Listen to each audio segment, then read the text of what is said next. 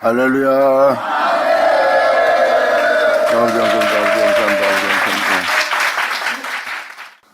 자, 예레미야 11장 18절 들어가자. 이제 이 11장 끝나면서 12장으로 들어가면은 진리를, 이 은혜를 해방하고 박해한 자가 누군지가 드러납니다. 그게 바로 믿는 자들이에요.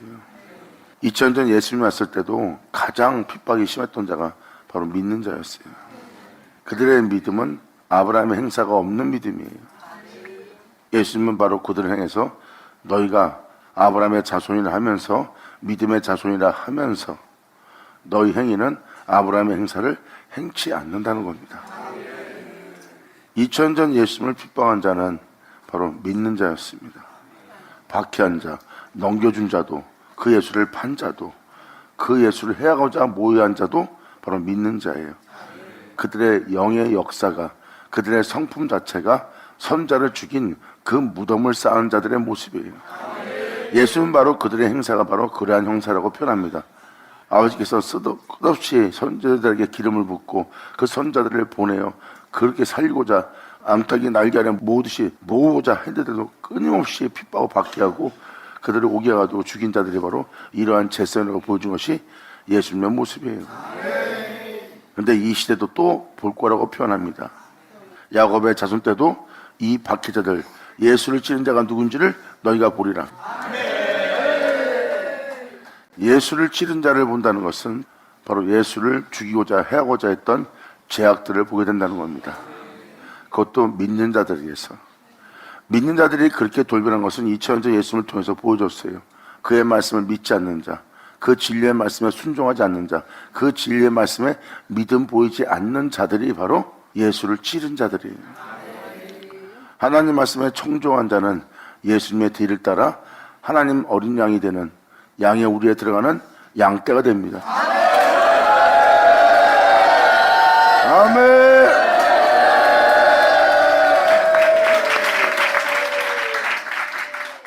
일제시대 때 간증을 들어오면 주의 종들의 목숨을 얻고자 신사참배를 했어요.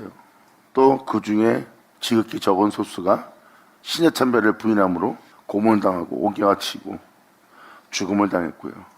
하나님 말씀에 청종하고 하나님 말씀에 순종한 자들은요, 예수를 부인하고는 못 살아요.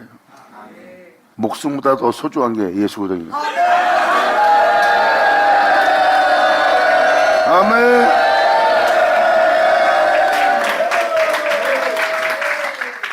그 한 순간의 죽음이 바로 자신의 목숨보다 더 내 주 예수가 존귀하다고 표현한 표현으로서 죽음을 맞이한 자들이 바로 그러한 순교를 맞이한 자예요. 하지만 성경 속에 있는 진정한 순교는 내적 순교입니다. 그러한 상황 속에서 죽음을 맞이하며 주님을 존귀되게 한 자들의 모습도 너무나 아름답지만 성경에서 원하는 것은 바로 내적 순교입니다. 마음을 다하여 성품을 다하여 목숨을 다하여 그분에게만 살아있는 영적 존재들이에요. 내적 순교는 참으로 끔찍할 정도로 좁은 길입니다.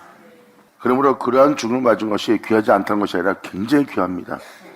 하지만 저는 내적 순교라는 것을 이런 때 알려주려고 표현하는 거예요. 이들은 하나님이 높이는 자들입니다. 가장 아름답게 그들을 꾸미는 자들이에요.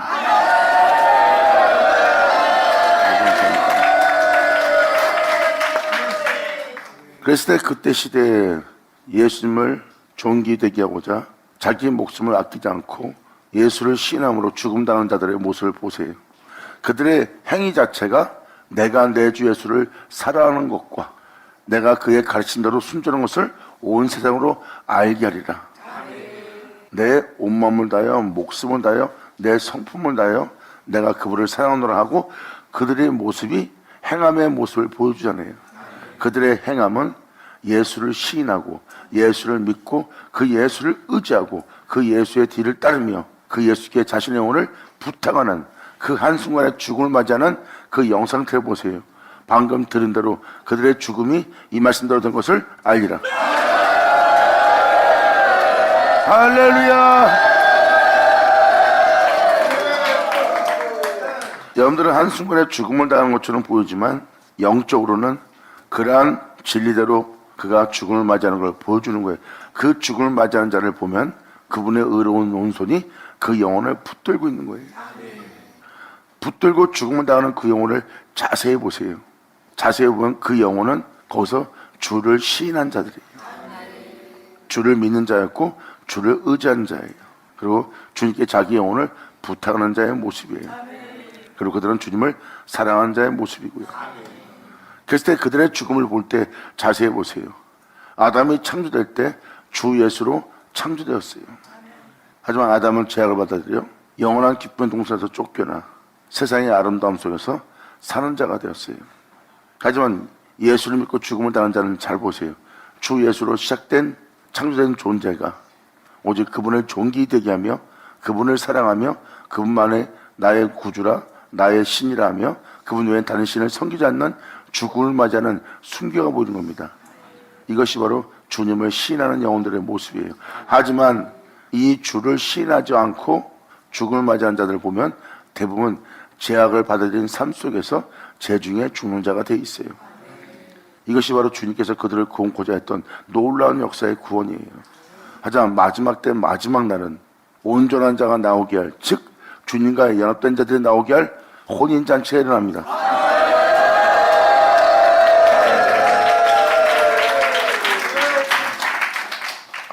하나님이 이 세상의 만유 가운데 창조된 이 세계에 하나님은 독생자 참포도나무를 이 땅에 심으셨어요. 그 참포도나무는 처음부터 말해온 말씀이요. 그 말씀은 하나님이 농부가 되어 그것을 심고 이 땅에서 자라게 하여 이 땅에 나타낸 독생자의 영광입니다. 모든 영혼을 처음부터 말해온 그 진리, 그 하나님, 그 말씀에 접붙이려 합니다.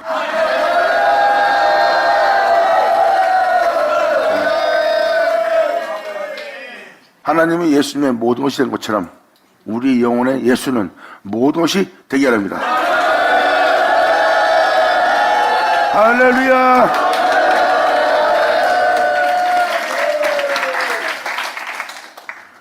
지금 에레미야 11장 18절은 바로 그 내용을 표현하는 거예요.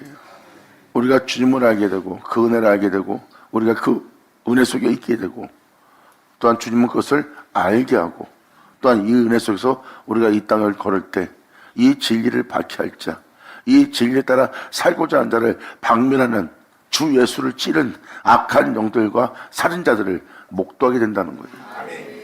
하지만 이 진리에 따라 살아가야 되는 내가 이런 일을 겪으며 정금처럼 나아갈 이 은혜가 있음을 내가 알지 못했다고 표현하는 것이 바로 18절, 19절의 내용이에요. 여기서 바로 그 영혼은 이 은혜를 알게 되고 이 은혜를 알게 된 이 영혼은 그 은혜 속에 들어가고 나니 자신이 이 생에서 끌려나가는 붙잡혀가는 순전한 어린 양이 된 자신을 발견하는 겁니다. 아멘.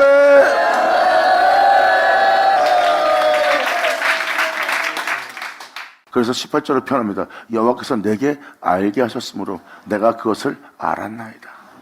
이것은 내 영이 알게 된 것이 아니라 주님이 알게 함을 알게 된 거예요. 2000년 전 예수님이 그 진리를 말하였고 그 진리를 말한 진리는 하나님께서 말씀하신 말씀이었고 하나님께서 말씀하신 말씀으로 그들은 영의 세계, 이끌 하나님의 역사의 말씀을 또 하나님이 이끄실 역사의 세계를 알게 된 거예요. 그 말씀은 하나님의 말씀이었고 하나님 말씀으로 예수님은 그 말씀을 우리한테 주었고 우리는 그 말씀을 듣고 그 말씀을 통하여 알게 되었으니 이것은 하나님께서 말씀하신 하나님이 우리를 알게 하신 것이죠. 이것이 주님이 이끄시는 은혜입니다. 예수님이 자기 본백성한테 피도받고 자기 본백성이 이방인한테 넘겨주는 넘김을 당한 자예요. 그리고 조롱하고 핍박하고 깃방대기 때리고 침뱉고 사람들은 볼 때 그들한테 당하는 걸 보고 자기 백성한테 버림받고 자기 백성도 인정 안 해요. 여러분이 알고 있는 전통이 넘긴 거예요. 이방인한테, 이 정치인들한테. 그 정치인들은 대해서 그들은 자기들이 온전히 성경을 통해서 살기 때문에 해하지 못하겠고 오게 가둘 수는 없으니까 이방인한테 넘긴 거라고. 그들은 이 정치인한테 이방인한테 힘을 실어주고 이방인은 그 사람을 어쩔 수 없이 심판하는 거예요. 2000년 전 벌어진 모습이 그 모습이에요. 그래서 여러분들이 그 모습 보고 어떨 것 같아요? 자기 본백성한테 버림받고 그것도 이방인 때 심판받아요. 그것도 하나님 아들이. 여러분 볼 때는 뭐 하나님 메시아라든지 뭐 하찮은 인간이나 아무것도 아닌데 이렇게밖에 안 보인다니까. 여러분이 볼 때는 그 길은 참으로 거룩한 하나님의 사랑의 길이에요. 그럴지라도 그 영혼들을 사랑하신 하나님의 사랑을 나타내는 자리예요. 주님은 거기서 자기 권을 사용하지 않습니다. 그 영혼들을 사랑하고 그 영혼들을 살리고자 주님은 거기서 빠져나오거나 그들을 해하거나 무할 권이 있는데도 그 권을 만백성의 구원을 위해서 쓰지 않습니다. 자기를 위해서, 여러분의 영혼을 위해서 그 권을 쓰지, 주님은 이 세상에서 자기 목숨을 지키고자 하는 그 권을 사용하지 않습니다. 오늘날 쓰임받을 사도들이 바로 이 권들을 쓰지 않을 거예요. 하나님 주신 권을 자기 이익을 위해서 사용하지 않습니다. 오직 영혼을 위해서 사용하지. 근데 조금만 뭐라 그러면 자신이 가진 모든 권을 동원하여 자신의 영혼을 지키라는 보세요. 이게 바로 하나님 말씀을 청종한 자, 청종하지 않은 자의 차이입니다. 그래서 오늘날 하나님 말씀에 청종치 않은 본 백성이 또 한 번 예수를 넘기는 날입니다. 주님은 염소 양을 가르는 날이고, 이게 말씀을 들은 자와 안 들은 자의 천지 차이예요. 진정한 표적은 이 양이 끌려가는 모습입니다. 세상에 어마어마한 표적을 일으킨 표적이 아니에요. 그 백성에게 넘김을 받고 이방인 때 심판받으며 침뱉음을 받으며 해오고자 하는 영혼들에게 해함받고 있는 자의 모습이 진짜 표적입니다. 여러분들은 영원한 영광을 보는 거니까. 주님을 제대로 알게 된 자들은요, 진짜 표적이 바로 이게 진짜 표적인 줄 알아요. 자신의 영혼이 진리에 따라 행할 수 있는 게 고난 속에서도 환난 속에서도 죽음 앞에서도 공포와 두려움 속에서도 두려워하지 않고 자기가 진리에 따라 행함으로 자신이 이러한 일을 겪는 것에 대해서 두려움 없이 행할 자가 자신의 영혼 속에 일어날 진정한 표적이에요. 만진병이 일어나고 병자가 낫고 막 하늘이 진동하고, 그것도 표적인데 여러분의 구원에 대한 표적은 아니에요. 진정한 우리 영혼의 표적은 주님 말씀대로 이루어져 우리가 예수 그리스도와 같은 길을 걷고 있다는 게 가장 큰 표적이라. 이것이 진정한 기사라. 사람들은 이 진리를 거절하고 다른 진리를 선택할 겁니다. 표적을 일으키는, 능력을 일으키는, 세상 사람들이 혹할 만한 역사를 일으키는, 그것이 바로 데살로니가 후서 2장에 기록됐듯이 불의의 속임수로 표적과 이적을 일으키며 너희를 속이려가 바로 그거예요. 그들이 주님의 이름으로 또한 자기가 주를 믿는 자로서 어떤 표적과 역사를 일으키지만 여러분의 영혼의 구원을 일으킬 진리는 하나 못 줄 겁니다. 명심하세요. 우리에게 일어날 구원은 진리뿐이라. 아멘.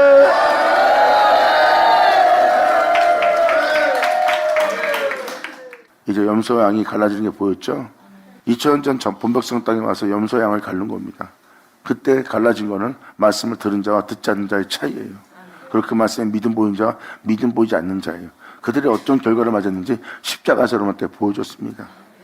근데 주님은 마태복음 25장에도 또 자기 백성 땅에 와서 영광에 보지 않은 자, 염소 양을 분별하듯이 그것을 나누는 날을 가질 거래요. 그때가 바로 하나님 말씀을 청종한 자와 청종하지 않는 차이예요. 이것이 지금 에레미야 11장에 증거하고 있고, 이제 12장이 그러한 계물들을 받길, 그러한 염소떼를 보여주고 있어요. 그리고 그 염소떼 앞에서 그 진리를 믿는 믿음으로 순전한 어린 양이 되어 진리를 따라가는 자의 모습이 보이고요. 이것이 바로 11장과 12장의 내용입니다. 이것은 우리에게 이루어질 엄청난 큰 표적이에요.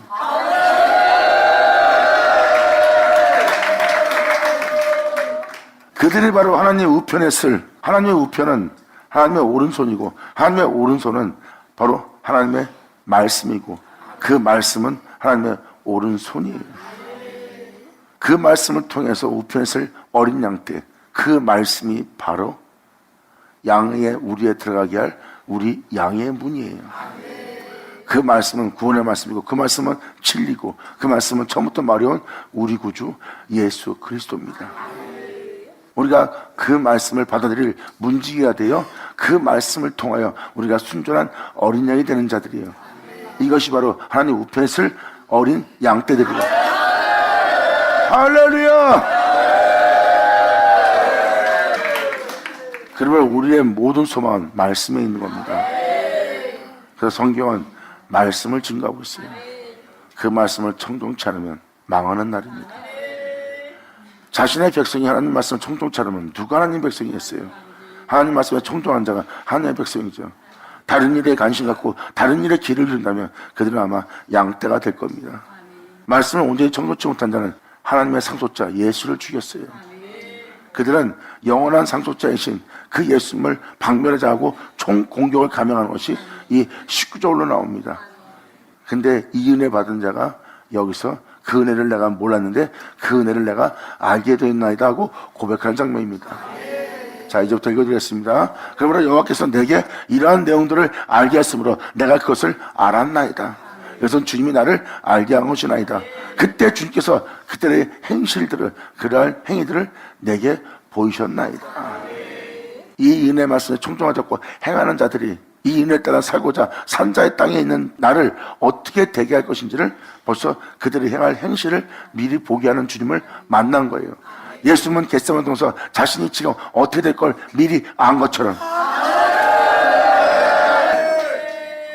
그러면서 이 내용을 담고 있고 12장은 바로 그 핍박할 자들을 보여주는 장면입니다. 그래서 예수님이 어떤 죽음을 맞이했고 누구에게 어떤 죽음을 당했는지를 다 알게 할 말씀이라고 9장, 10장, 11장, 12장 제가 그 전에 전자의 말씀을 드렸죠. 다 예수님을 가르쳐 기록한 것이라고. 그러고 나면 이 그들의 행위를 다 보여줍니다. 그래서 다음 절에 말합니다. 나는 끌려서 잡히러 가는 순전한 어린 양 같으므로.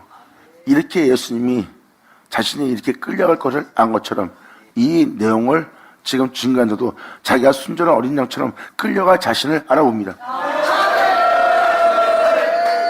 이 은혜를 알게 한 주님으로 알게 되었고 또한 그들이 어떤 현실을 행할 것인지를 주님이 보여줬어요. 하나님께 어떤 은혜를 알게 되었고 또한 그들은 어떤 일을 행할지를 이미 보고 있는 거예요. 그래서 나는 진리에 따라 살아가는 나의 자신을 보니 나는 끌려가는 순전한 어린 양의 모습이고 그리고 나는 진리에 따라 생명나무 안에서 그 은혜 속에서 살아가고자 하는 자의 모습이야. 영원한 하나님의 거룩함을 경외하며 살아갈 자의 모습이고 근데 저들은 그 산자 땅에 있는 그를 그 진리에 따라 살지 못하도록 여기 써있듯이 나무와 그 성령의 열매, 주님의 신성의 열매를 박멸하려고 달려오는 악한 행실들을 보는 거예요. 예수님이 겟세마네 동산에서 자신을 박멸하고자 영원한 생명, 주님의 산자의 땅에서 끊으려고 공격을 하고 그리고 주님의 신성, 주님의 성품에 참여한 그 열매를 박멸하려고 다가오는 자의 모습 보세요. 그런데 예수님이 십자가에 달리기까지 영원한 생명나무가 되어 있는 그 예수님을 박멸 못하고 하나님의 신성에 그분의 하나님의 영원한 성품에 그 사랑에 참여해 있는 예수님의 열매를 박멸하지 못했어요. 이 땅에서 그러한 공격을 받으며 핍박을 받으며 끌려갔던 분 예수님의 모습이에요. 근데 지금 18절, 19절도 그 내용을 얘기하고 있어요. 아버지가 알게 한 은혜를 받은 자 그리고 그 은혜에 따라 살아갈 자신의 모습을 지금 19절을 표현하고 있어요. 나는 끌려서 잡히러 가는 순한 어린 양과 같은 모습이다. 그 진리에 따라 그 예수를 쫓아 그 나무에 접붙임 받은 가지로서 아멘. 그리고 그 말씀에 열매를 맺은 나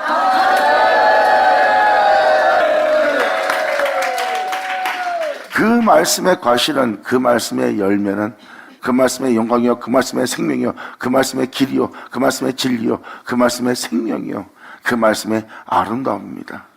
이것이 바로 우리가 그분의 성품에 그 영광에 그분의 생명에 참여하는 자가 되는 거고요. 그러므로 그들은 총공격하면서 내가 이 예수님을 믿고 이 예수님을 따르다가 내가 어떤 자가 되겠다 하고 오히려 그 예수님을 또 뒤로 물러갈 수 있도록 그 나무와 그 가시를 박멸하려고 그런 거예요. 우리 영혼 속에 다시는 예수를 시인하거나 그 예수님을 뒤를 따라 쫓아갈 그러한 은혜 속에 있지 못하게 하려고 진절치게끔 총공격을 감행하는 거예요. 그런데 결국은 그 영혼을 공격한 것이 아니라 그 나무와 가시를 공격하는 겁니다. 즉 하나님을 대적하는 거예요. 2000년 전 그래서 예수를 대적한 자는 하나님을 대적한 자예요. 그래서 18절은 그 은혜를 알게 되었고 19절은 자신이 끌려가는 잡히러 가는 순전한 어린 양 같은 자신을 발견한 거예요.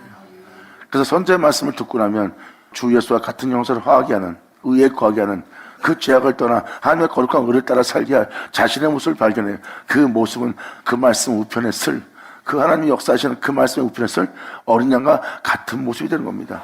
이것이 바로 선지자의 말씀을 듣고 그 말씀을 청종하여 그 은혜를 받아 이 땅의 거룩 자들의 모습이니라. 아멘.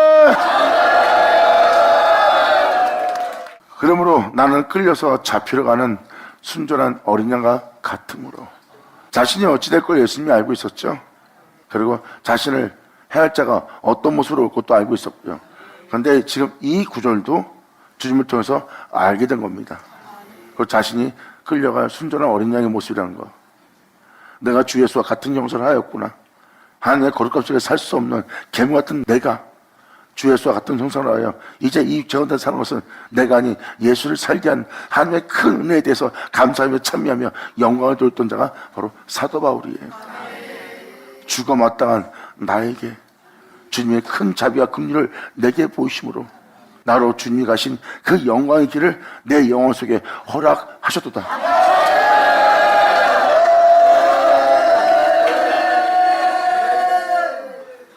개수 중에 개수이요 죄인 중에 죄인이었던 사도 바울의 영혼은 하나님의 큰 긍휼과 하나님의 큰 자비와 자신의 영혼 속에서 하나님이 베푸신 가장 큰 표적을 만납니다. 그것이 바로 자신이 예수 안에서 그 거룩한 죽음을 맞이하는 거예요. 세상의 죄악과 육체의 본능과 육체의 원함을 통해서 내가 죽는 것이 아니라 오직 독생자 그분만을 위해서 내가 죽음을 맞이하는 내 영혼은 하나님으로부터 가장 큰 긍휼과 가장 큰 표적을 받으며 나는 죽음을 맞이하는 내 영혼의 영원한 기쁨의 행복의 죽음을 맞이한다는 것이 바로 사도 바울의 고백입니다.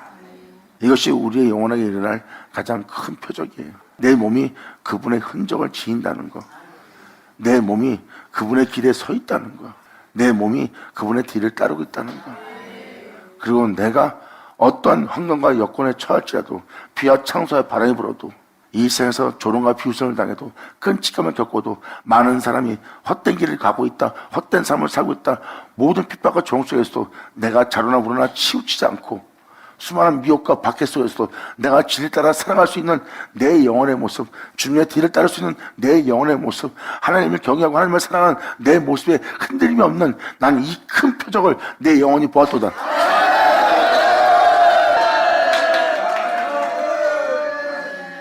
또한 다음 절이 이 은혜에 대한 내용을 더 상세하게 표현해 줄 거예요. 왜? 실체되게 하는 은혜예요. 이러한 어린 양과 같은 형상으로 화하게 할 은혜가 어떤 은혜인지를, 그 은혜 되게 할 은혜가 다음 절에 표현되고 있어요. 그래서 다음 절 표현은 지금 이 개역 한글로도 표현해 주고 킹제임스 버전으로도 표현해 줄게요. 그러고 나면 여러분이 그 해석에 따라 표현이 약간 다르다는 거, 같은 내용인데 표현에 따라서 알아듣지 못하는 것을 알아듣게 하는 은혜가 있기 때문에, 그래서 킹제임스 버전을 읽어주고 다시 개역 한글을 읽게 되면 여러분들이 아 이게 이 내용이나 하고 알아들을 수가 있어요. 그래서 그것을 겸하여 읽어드리려고 합니다. 그러면 여러분들은 이 말씀을 더 자세히 알아들을 수 있어요. 그러므로 나는 끌려서 잡히러 가는 순전한 어린 양 같으므로 그들이 나를 해하려고, 진리 따라 살려고 하는 나를 해하려고. 그랬을 때 사도 바울은 뭐랍니까? 사망한 너희 쏘는 것이 어딨냐? 네가 나를 그렇게 쏘고 공격을 하고 이 진리 따라 살지 못하도록, 이 진리 따라 행하지 못하도록 내 가족을 통해서, 내 지인을 통해서, 내 형제를 통해서, 내 환경을 통해서, 여건을 통해서 나를 지치고 피곤케 하고 이렇게 해서 저렇게 해서 매인바되게 하여 진리에 따라 살지 못하도록 내 연약한 육신을 네가 치고 또 치는 거 내가 안다. 하지만 사망한 네가 쏘는 것이 어디 있으며 네가 나를 진리 따라 살지 못하도록 나를 방면한 모습으로 다가오나 네가 이기는 것이 어디 있냐?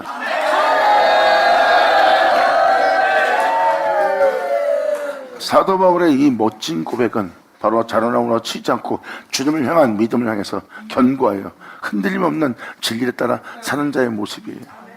사도 바울은 세상에 부유함을 준다 해도 진리를 따는 거에 해방되지 않게 합니다. 그 부유함이 세상에서 가장 끔찍한 가난이 온다 해도 그 끔찍한 가난이 진리를 따라 진리를 믿고 쫓는 자신을 방해하지 못하게 합니다. 주변에 있는 치인, 해하는 자, 미혹하는 자 나를 조롱하는 자, 핍박하는 자, 박해하는 자, 어떠한 끔찍한 상황에 처할지라도 진리를 따라 행하는 나를 흔들지 못하도록, 자로나 우나 치우치 못하도록 자신의 영혼을 그 은혜를 믿는 믿음 안에 견고케 하고, 그 은혜에 따라 죽을지라도 끝까지 그 공포와 끔찍함 속에서 죽음을 맞이했던, 그 길을 걸었던, 그 영광의 길을 걸었던, 주만 믿고 갔던 내 주 예수만 내 영혼 속에 존귀되게 하렵니다.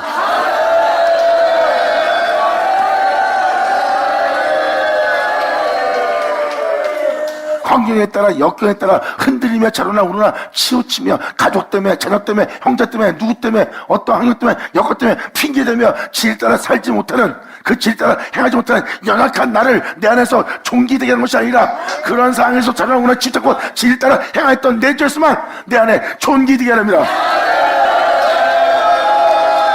할렐루야! 아멘! 이러한 거룩한 길을 걷는 사도 바울의 고백이 이제 상징이 아니라, 어떤 의미가 아니라 실상이었던 걸 이제 보이시죠? 사도 바울은 자로나 우러나 치우치고 흔들리고 환경에 따라 진리에 따라 살지 못하고, 나는 이 말씀 따라 못 살겠습니다, 이 말씀 따라 지금 순종하지 못하겠나이다, 그런 환경을 만난 거예요. 그런 흔들리는 연약한 자신의 육체와 자신을 발견한 데가 사도 바울이에요. 나는 얘를 날마다 십자가 못 박아버리고 나는 얘를 파노라. 그리고 자기가 무너치지 않고 하나님을 경외하며 주를 믿는 믿음 안에 어떤 상황 속에서 진리 따라 행하였던 그 영이신 그 예수만, 그분의 행사만 내 안에 존귀되게 합니다.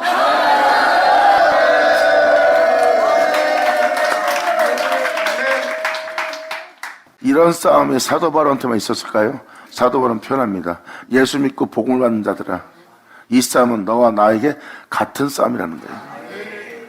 지금 이 말씀을 네가 듣는 것은 내가 어떻게 싸움하고 있고 어떻게 행하는지를 너희는 지금 내 안에서 들은 바요, 내 안에서 본 바라. 아멘!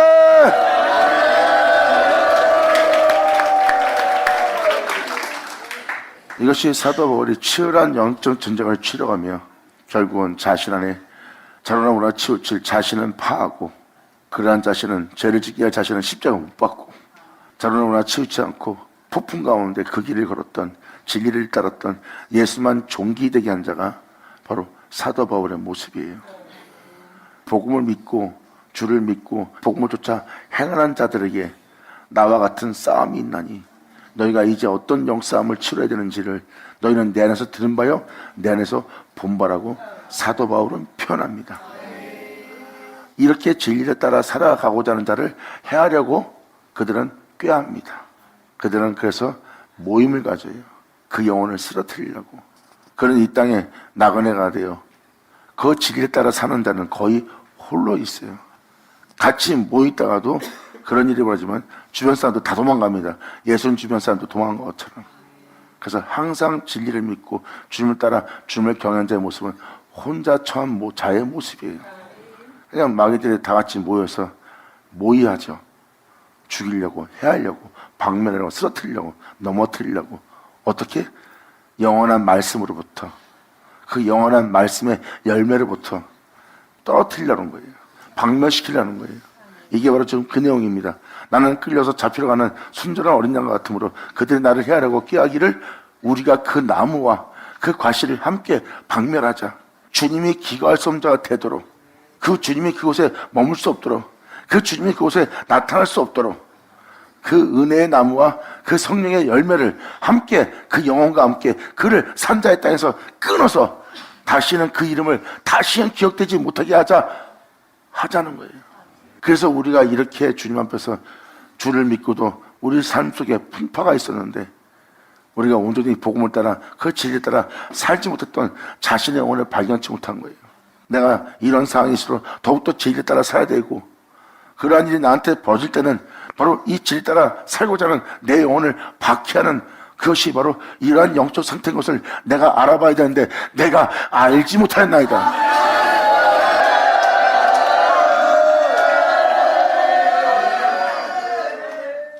지금 19절로 이 표현을 쓰는 겁니다. 내가 알지 못하였나이다. 그래서 여러분들은 주를 믿고 은혜 속에 있다가 어떤 환경 속에서 그 은혜를 빼앗는 걸 보면 남을 원망하고 그럴 땐 판단 속에 있고 그리고 그에 대해서 미워하는 사람이 됩니다. 그것이 어떤 일인지를 몰랐던 거예요. 여러분들은 그런 상황이 올지라도 여러분들은 순전한 어린 양같이 그 상황 속에서 빛 가운데 행할 거룩한 산재물 된 예수 그리스도와 같은 형상을 화한 여러분의 모습을 갖춰야 되는데 이러한 박해가 나한테 오는 것은 그 예수로부터 그 생명으로부터 나를 끊으려고 하는 이 어둠의 세계를 알지 내가 못했다는 거예요.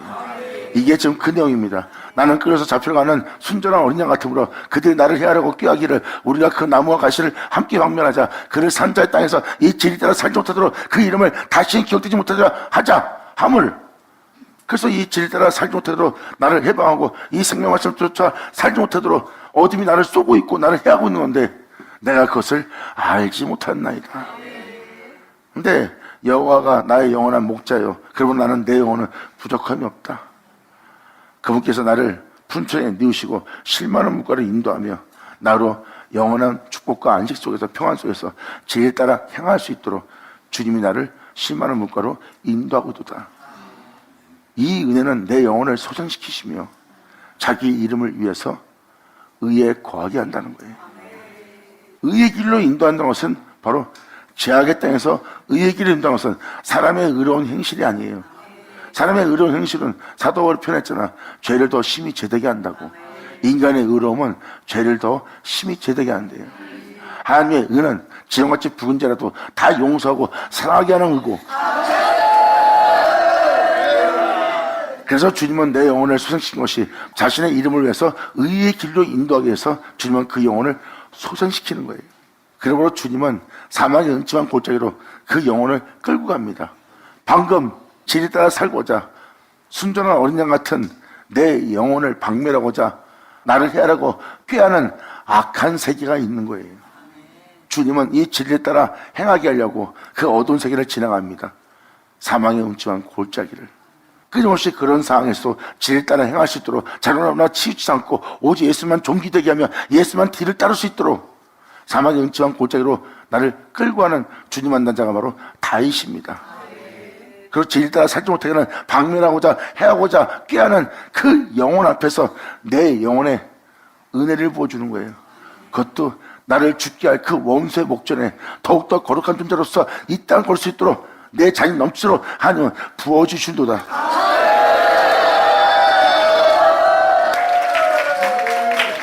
그래서 시편 23편은 바로 그러한 어둠 속에서도 내 영혼이 사망의 음침한 골짜기를 다니며 해를 받을지라도 그 해를 두려워하지 않고 진리 따라 행할 수 있도록 더욱더 거룩한 존재가 되도록 그 거룩함에 그 진리에 뒤로 물러가는 자가 아니라 더욱더 그 진리로 전진할 수 있도록 더욱더 거룩해질 수 있도록 오히려 주님은 그 해를 허락하는 거예요. 그래서 그를 해하고자 하는 꾀하는 박멸하고자 하는 자들을 하나님은 허락하고 그 영혼은 그 허락 속에서 더욱더 그 진리를 믿는 믿음 안에 견고해져 갖고 다시는 아무도 뽑아내지 못할 견고한 성음이 됩니다.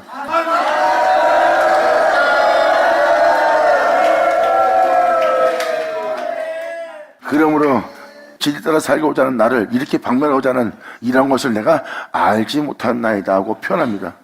이제 영적인 싸움에 능한 자가 되는 아버지의 은혜를 이제 알게 하는 주님을 만난 거예요. 이것이 무슨 은혜인지를 다음 절로 표현합니다. 20절 공의로 판단하시며 우리의 영혼을 공의로 판단하시며 사람의 심장과 폐부를 감찰하시며 만군의 여호와여 나의 원정을 나의 억울함을 주께 아뢰사오니 그들에게 대한 주님의 보응을 보수를 내가 보리이다 하였더니 바로 순전한 어린 양에 대해 끌려가는 그 영혼의 고백이고 그 영혼은 어떻게 하다가 순전한 어린 양이 되는 모습을 지녀게 되는지를 이게 표현하는 장면이 바로 20절입니다. 사망의 음침한 골짜기 따라 내가 해를 두려워하지 않는 것은 주님의 지팡이와 막대기가 나를 안위한다고 그랬어요. 거기서 말하는 지팡이는 아버지의 공의로운 심판이고 하나님의 의로운 판결이에요. 막대기는 우리를 깨닫게 합니다. 네가 죄에 걷혀 있다, 우상 속에 있다, 네가 그런 뜻 속에 있다, 내 앞에서 음행을 행하고 있다 하고 주님은 쳐서 깨닫게 해서 다시 공의로운 심판으로 이끌어내요. 그 사망의 음침한 골짜기에서 해를 받을지라도 질 따라 행할 수 있도록 주님의 지팡이와 막대기가 아니하는 영혼.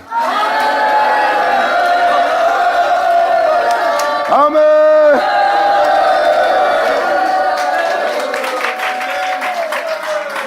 그래서 시편이나 선전서신이나 사도서신이 어떤 의미와 상징을 둔 이야기가 아닙니다.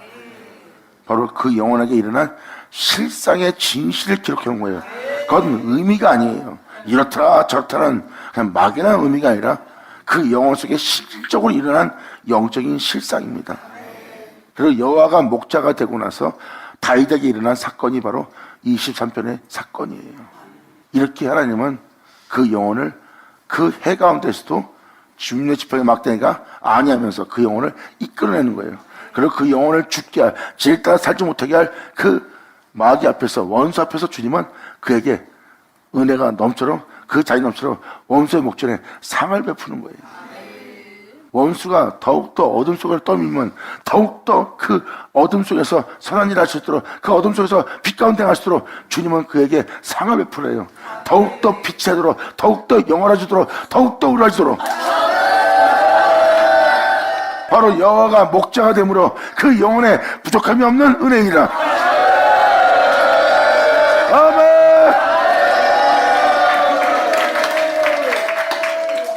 그러므로 진리에 따라 순전한 어린 양으로 진리에 따라 행하는 자신의 영혼에 대해서 공의로 판단하시며 사람의 심장을 감찰하시는 주님을 표현합니다. 이것이 주님의 지팡이와 막대기예요. 그 영혼을 향하여. 주님의 지팡이와 막대기가 그 영혼을 향해서 함께 있는 건 뭔지 아십니까? 세상에 어떠한 해함을 받을 때, 세상에 어떤 상에 처할 때, 나는 더 이상 말씀조차 못 살겠네 하는 자가 아니라 그 거룩함조차 행할 수 있도록, 그 몸이 해를 받을지라도 빛 가운데 행할 수 있도록 주님의 지팡이와 막대기가 아니하는 걸 표현하는 거예요. 이것을 킹제임스 버전으로 한번 읽어드리겠습니다. 20절 킹제임스 버전으로 한번 보자. 보세요. 공의로 심판하심을 주님이겠죠. 기억한 글은 킹제임스 버전은 이렇게 표현합니다. 의롭게, 우리의 영혼을 의롭게 판단하시며 사망의 음침한 골짜기를 자일지라도 다윗이 해를 두려워하지 않았어요. 남이 자기를 진리 따라 하지 못하도록 박해하고 해야 할 때 그들은 시무해지며 억울해하며 기름 올라온 것이 아니라 더욱더 진리 가운데 행할 수 있도록 주님의 공의로운 심판을 받으며 힘을 얻은 자가 바로 다윗이에요. 이것이 바로 하나님이 거기서도 의롭게 판단해 줍니다. 진리 따라 살지 못하고 오히려 죄를 짓게 할 죄악을 발견합니다. 로마서 7장에 써 있는 것처럼. 근데 주님은 거기서 공의로운 지팡이로 의로운 판단을 내리십니다. 거기서도 그 어둠을 뚫고 빛 가운데 행했던 그 예수를 나타내는, 그 예수를 얻게 하는 하나님의 공의로운 심판, 의로운 판단을 받으십니다.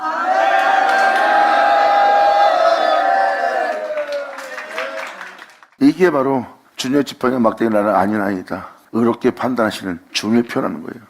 사도 바울은 그런 상황 속에서도 이제 더 이상 진리 가운데 행할 수 없고 더욱더 선한 길을 행할 수 없고 참된 길을 걸을 수 없는 자신의 연약함을 사도 바울은 봅니다. 근데 거기서 그럴지라도 그 어둠을 뚫고 나와 그 어둠을 이기며 그 사자의 입을 찢으며 계속 진리에 따라 전진할 수 있도록 하게 할 예수를 얻는다고 표현합니다. 이것이 바로 주님의 공의로운 지팡이예요.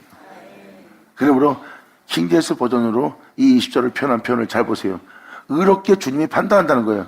내 영혼을 향해서 주님이 의롭게 판단하시고 내 속사람, 내 속과 내 마음을 진리에 따라 살 수 있도록 단련하시는.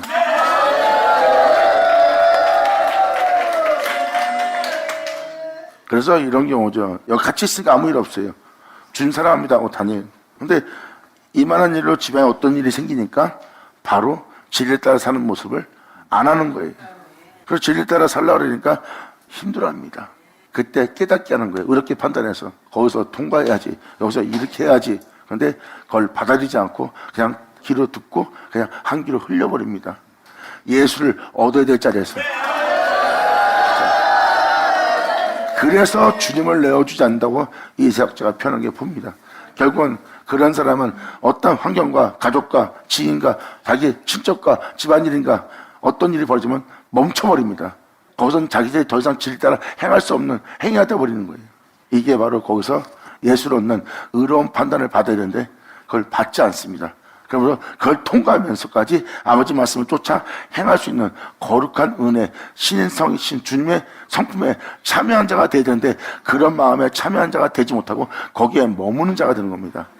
이들이 바로 그 속과 마음을 단련시키는 주님의 단련을 받지 않는 자예요. 여기서 그래서 지금 그걸 표현합니다.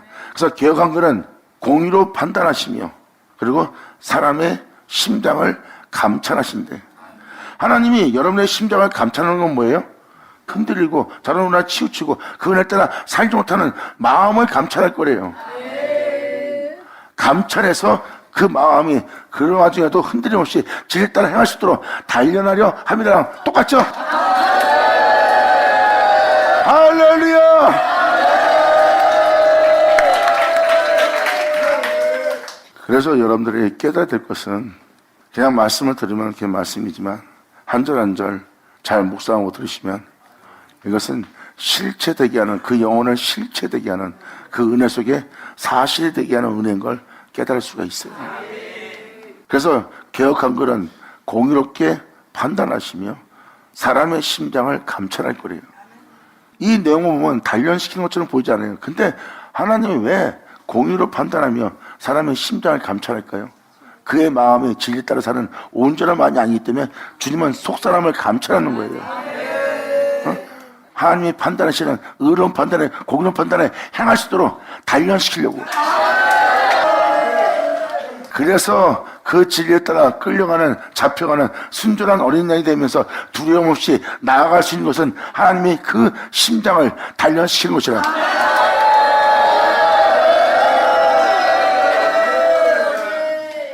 그러기 위해서는 하나님의 공의로운 의로운 판단이 필요하죠. 그래서 지금 킹제임스 버전이 이러한 단련한 단어를 표현합니다. 그래서 다시 한번 개혁한 걸 20절로 돌아가면 이제 여러분들의 이해가 될 거예요. 공의로 판단하시며 사람의 심장을 감찰합니다. 우리의 속사람을 지으려고. 그것도 예수로.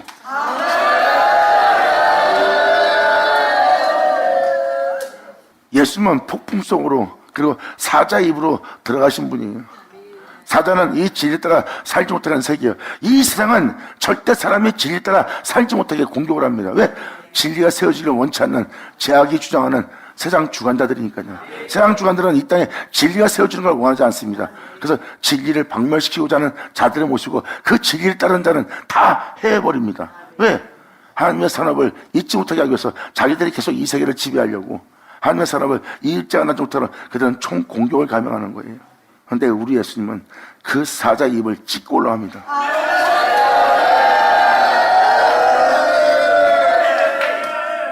우리의 영혼이 지금은 이렇게 어둠에 이 생에 있는 악의 영들에게 장난을 당하고 결국은 그 죄악을 통해서 우리는 황폐화되어 버림받은 자처럼 보이지만 우리는 그 모든 걸 찢고 올라가기 위해서 웅크리고 있는 우린 바로 암사자와 같은 것이라. 할렐루야! 하늘에 하늘 쳐다.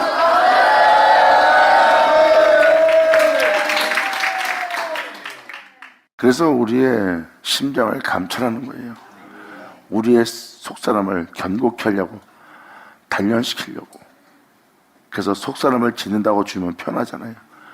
그래서 주님은 바로 그 영혼을 소생시키며 자신의 이름을 위해서 의의 길로 인도하고 의의 길로 인도하는 주님은 그 영혼을 사망의 음침한 골짜기로 진행하게 합니다. 왜? 그 어둠 속에서 빛 가운데 행하도록, 그 사자의 굴에서도 하나님의 말씀을 따라 행할 수 있도록, 자신을 해함을 받는 육체의 해함 속에서, 가난함의 해함 속에서, 이 세상의 부유함의 행함에서, 이 세상의 권세의 해함을 받으면서도 그런 억울함 속에서도 진리 따라 행할 수 있도록 주님은 그를 공의롭게 판단하여 그들의 심장을 감찰하여 그들의 영혼의 속사람을 단련시키는 주님을 표현하고 있어요.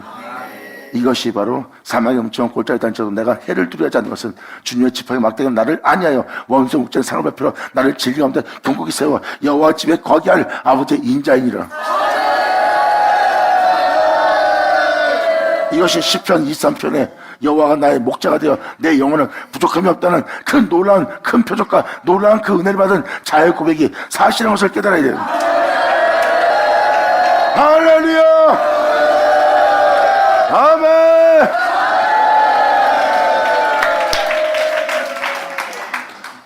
그러므로 이 진리에 따라 살고자 하는 나에게 만군에 의하여 나의 원정을 나의 억울함을 주께 아뢰사오니 이 진리에 따라 살고자 이 진리를 전해도 이들은 나를 오해하고 이 진리에 따라 살고자 하는 나를 저들이 이렇게 억울케 하나이다.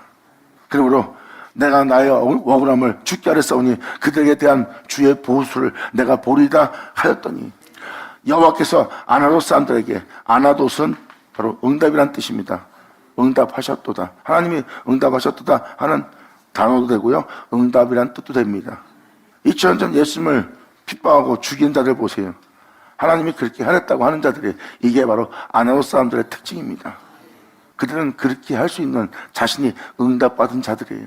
예수를 죽이려고 하는 자들이 바로 하나님이 그렇게 하라고 허락하셨다는 거예요. 너를 죽이는 것이 하나님을 위한 것이라. 이게 바로 아나돗의 특징인 모습입니다. 그러므로 여호와께서 아나돗 사람들에 대해서 이같이 말씀하실 때, 그들이 네 생명을 취하려고, 이 진리에 따라 이 생명을 취해서 이 영광을 위해서 살고자 하는 네 생명을 취하려고 찾아 이르기를, 너는 날마다 증가하는 이 선자 말씀을 통하여 바로 너희를 모든 죄에서 돌이켜서, 또한 선자 말씀을 통해서 영원한 생명을 속에서 살게 할 것이고, 영원한 생명을 속에서 살게 하는 말씀을 받아들이지 않으면 그들이 망하리라, 멸망하리라, 벌하리라 하는 그 선제 말씀을 전하고 있는 이 영혼에 대해서 표현합니다. 이 아나돗 사람들이 네 생명을 취하라고 찾아 이르기를, 너는 여호와의 이름으로 선자의 말씀, 이 말씀으로 대기할 이 예언을 하지 말라. 두를 건데 우리 손에 죽을까 합니다. 이러한 복음을 전하지 말래요. 하나님 말씀이 반드시 이루어진다는 선자 말씀을 전하지 말래. 그것도 주님의 이름으로 예언하지 말래. 지금 잘 지내고 있고 교회 생활 잘하고 있고 교회 사람들이 안정을 취하고 있는데 왜 겁주는 선제 말씀을 사용하냐 이거야. 그래서 그들은 이 진리의 말씀에 대해서 선제 말씀을 해방하려고 하는 아나돗 사람들의 모습을 표현하고 있어요. 이때 그들은 주님의 이름으로 예언하고 있는, 주님의 이름으로 예언하는 건 선제 말씀밖에 더 있습니까? 안 그래요? 그러면서 그들이 이 주님의 이름으로 선제 말씀, 그 예언을 하지 말라. 왜? 사람들한테 공포심만 조정하는 거니까. 이들은 끊임없이 자기 이익만 쫓는 자들이에요. 영혼들을 깨우지 않고. 그러므로 그 예언하지 말라. 두를 건데 우리 손으로 너를 죽일까 하노라 하도다. 그러므로 만군의 여호와가 이같이 말하노라. 보라, 그들은 내가 벌할 것이니 그들이 혈기왕성하여 이 땅에서 걷고 있습니다. 청년이라는 뜻은 그들의 힘이 남아도는 거예요. 예수님 앞에서 그들 힘 남아도는 거 맞죠? 그들이 바로 청년들의 모습이에요. 그 청년들은 칼에 죽을 거래요. 칼에 죽는다는 것은 그들이 누굴 쳐다보던, 어떤 환경을 만나던, 어떤 여건을 만나던, 가족을 대하던, 자식을 대하던 항상 그들에게 고통을 따를 거래요. 그 고통의 모든 환경이 그 영혼이 평안을 얻지 못하고 만나는 모든 가족마저, 자식마저, 부모마저 자신을 괴롭게 할 존재가 될 거래요. 이것이 바로 그 마음을 찌르는 칼이 되어 그 칼이 여러분들을 따를 거래요. 청년들은 칼에 죽을 것이며 그 고통에 죽을 것이며, 자녀들은 기근에 죽을 거래. 생명양식이 없으므로. 아멘. 이것이 이 은혜 말씀에 청종하지 않고 이 은혜 말씀에 듣지 않고 오히려 해하고자 하는 자들은, 그 칼에, 청년들은 칼에 죽고 자녀들은 기근에 죽는 거예요. 결국은 생명양식을 먹지 못해서 그들은 피절한 자가 돼요. 황폐한 자가 돼요. 이제 그들 영혼 속에 진리는 하나 남기자. 진리는 하나님 주는 양식입니다. 그들은 이제 복음을 들어도 어떤 진리를 발견 못해요. 어딜 가도 어디서 진리 하나 맛을 보지 못합니다. 그들은 진리를 찾아 헤매나 이 세상에 진리 줄 자가 없는 거예요. 그들은 바로 그 기근 속에서 그 자녀들은 죽을 거래요. 그리고 청년들은 칼에 죽을 것이고요. 그 영혼들은 친구를 만나도 고통스럽고, 자녀를 만나도 고통스럽고, 가족이랑 행복한 해방구 속에서도 괴롭고, 침상에 누워도 괴롭고, 이것이 칼이 따라 그 영혼, 그 괴로움 속에서 죽게 될 은혜를 받을 거래요. 이게 바로 하나님이 내리시는 벌입니다. 그러므로 만군의 여호와가 이같이 말하노라. 보라, 내가 그들을 벌하니 청년들은 칼에 죽을 것이며 자녀들은 기근에 죽을 것이다. 남는 자가 없으리라. 하나님의 노하심에 남을 자가 없을 거래. 내가 응답받았다는 아나돗 사람에게 재앙을 벌하리니 곧 그들을 벌할 해니라. 아멘. 그리고 12장은 그들의 행실을 보여주고 있어요. 방금 말한 그들은 벌할 해입니다. 이들은 바로 2000년 전 예수를 통해서 봤죠. 힘이 넘치는 자들 칼에 죽었어요. 스스로 고통을 당하며. 그리고 자녀들은 예수님이 주는 양식을 먹지 못하여 기근에 죽었고요. 그게 바로 그들이 받을 벌입니다. 그리고 12장은 그들의 행실을 보여줘요. 진리 따라 사는 우리한테는 이러한 환경이 오고 오히려 저들은 안락하고 풍요함을 누리고 있습니다. 주님 뭐가 잘못된 거 아닙니까? 하고 묻는 문답이 바로 예레미야 12장입니다. 하나님 말씀에 순종치 않은 자는 이런 벌로 죽는 거예요. 이제 하나님이 이러한 영혼들에 대해서 벌할 해가 다가오고 있어요. 여기서 여러분들은 뭐 사람이 죽어야 죽는 게 아니에요. 정령 죽으라 해서 아담이 죽었어요? 바로 죽었어요? 서서히 죽어가잖아, 고통 중에. 그게 정령 죽으라. 그리고 실질적인 정령 죽으라는 것은 바로 우리가 죄악에 대해서 죽지 않으면 살 수 없다는 겁니다. 그래서 성경에서 죽는다 그랬어. 바로 죽는 죽음을 얘기하는 것이 아니에요. 가래에 죽는다, 기근에 죽는다. 이게 진짜 무서운 죽음이에요. 결국은 여러분들은 고통 중에, 괴로움 중에, 찔림 중에 죽는 거예요. 날마다 온몸의 영혼에 칼을 도려내는 고통이 항상 자신을 따른다는 거예요. 그래서 지나가는 어떤 사람을 보고도 그 사람을 보고 마음 상하고 기분 나쁜 거예요. 눈을 치는 거예요. 이것이 바로 여러분 자신이 칼이 따르고 있는 거예요. 무엇을 봐도 고통과 괴로움과 찔림의 고통이 따르는 거예요. 뭘 봐도 그러한 죄성으로 여러분들이 가득 차 그 칼에 죽는 영혼이 된대요. 그리고 진리를 맛보지 못할 영혼이 되어 기근에 죽는 자가 되고요. 이게 바로 하나님이 그 영혼들에게 내리는 벌이 됩니다. 이런 성경적 내용을 외적으로 보면 안 돼요. 영적으로 봐야지. 그래서 사람들은 벌을 받고 있는데 벌을 받고 있는지를 몰라요.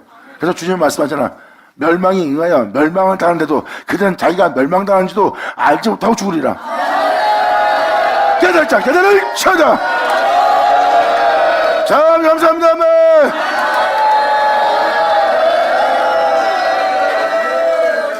자, 기도하겠습니다. 할렐루야. 아버지 감사합니다. 영광 홀로 받으시옵소서. 이 귀한 시간 허락하시고 역사해 주심을 감사합니다. 진정 우리가 진리 가운데 생명 가운데 행할 수 있도록 우리의 속과 마음을 주님 단련하사 영원한 영광 속에 행할 수 있는 그 진리에서 벗어나지 않는, 그 진리에서 나눠지지 않는 우리 모두 되게 하여 주시옵소서. 진정 어떤 상황에서도 주님을 경외하며 주님을 쫓기를 간절히 바라오니 통치하사 우리로 하나님의 영광을 영원하게 되게 하는 우리 모두 되게 하여 주시옵소서. 우리 주님을 간절히 사랑하며 사모하며 영광 돌리며 우리 주 예수의 이름으로 그럼 나이다.